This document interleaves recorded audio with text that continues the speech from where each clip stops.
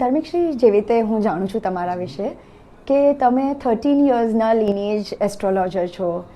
You are also been awarded like the top 10 astrologers of India 2024 by Times of India and Midday and all.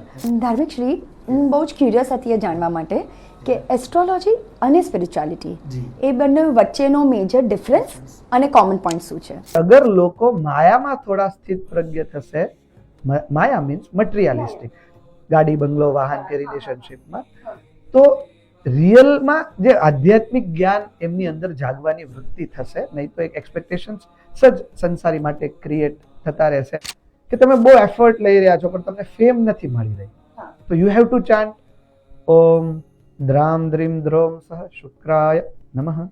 શુક્રનો મંત્ર fame, પ્રતિષ્ઠા, શોબાજી, luxury, પ્રીમિયમનેસ માટે છે.